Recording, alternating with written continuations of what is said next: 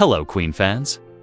Today, we're diving into a touching and often overlooked chapter in Queen's history: how Freddie Mercury, even in his final days, championed his bandmate Brian May as he embarked on a solo career. This story isn't just about incredible talent, it's about generosity, kindness, and the unwavering support that defined the bond within this legendary band. Let's travel back to 1991, one of the hardest years in rock history for Queen fans. Freddie Mercury, the flamboyant, seemingly unstoppable force of nature, was nearing the end of his life. At the very same time, Brian May, Queen's virtuoso guitarist, was navigating his own personal storms.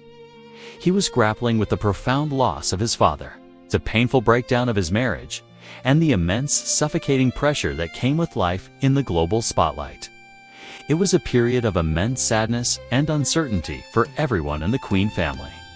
But even amidst these heavy, heart-wrenching moments, Brian did what he always does. He turned to music. He continued to create, staying true to the passion that had guided his entire life. It was during this turbulent time that an unexpected opportunity arose: an offer to write a song for a Ford car advertisement. It might seem like an unusual gig for a rock god, but it was a creative lifeline. Brian later recalled the strangeness of that period, saying, "It was a strange time because we were losing Freddie, and I'm losing my dad, and my marriage is breaking up. But at the same time, we're making music and slightly in denial." The campaign's slogan was, "Everything I do is driven by you," for Brian. Those words struck a deep, personal chord. He immediately thought, "Yeah, I can hear that. I can relate to that, to my life, to my relationships." The phrase wasn't just a marketing slogan. It was a mirror reflecting his own emotional state. So, armed with a simple tape recorder and a head buzzing with ideas, Brian found a quiet moment, retreated to a nearby bathroom, and sang the melody and lyrics directly into the recorder. This raw, spontaneous act of creation was the birth of what would become his powerful lead single, "Driven by You." The song poured out of him, a direct channel from his heart to the microphone. Now, here is where the story becomes truly beautiful and reveals the deep friendship at the core of Queen. Brian, ever the loyal bandmate, felt he needed Freddie's blessing. After all, any song he wrote could have easily become a Queen track. He was part of a musical brotherhood, and Freddie's opinion meant the world to him. So, with a mix of excitement and apprehension, he played the demo for Freddie. And Freddie, in his uniquely generous and encouraging way, listened and responded with nothing but love. He said, "It's great. You sing it beautifully, darling. I shouldn't go anywhere near it." He then added something that would change the course of Brian's career. "You have to think about what you were going to do when I am not here." This is a brilliant start to your solo career, so go for it. Just imagine that moment.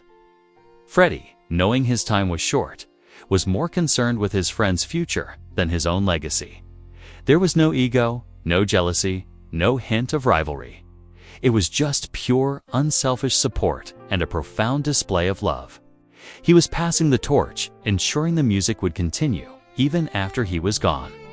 Brian May released his debut solo album, Back to the Light, in 1992.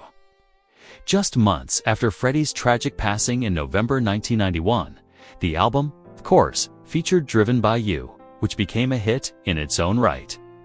It also included another unforgettable track that many fans know and love, "Too Much Love Will Kill You," a song that resonated deeply with the pain and emotion of that era.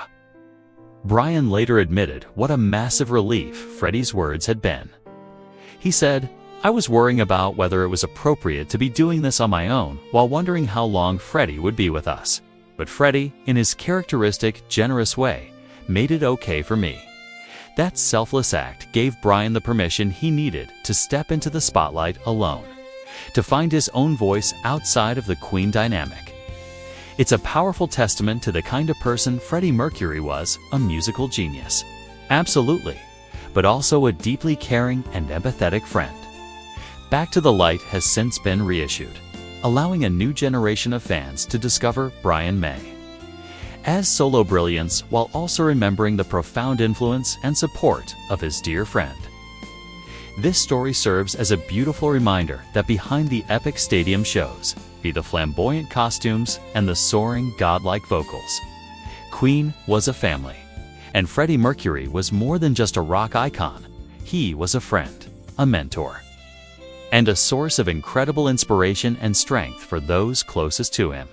So, the next time you hear the opening riff of Driven by You or the heartbreaking lyrics of Too Much Love Will Kill You, take a moment to remember this story. Remember the incredible bond between Freddie Mercury and Brian May.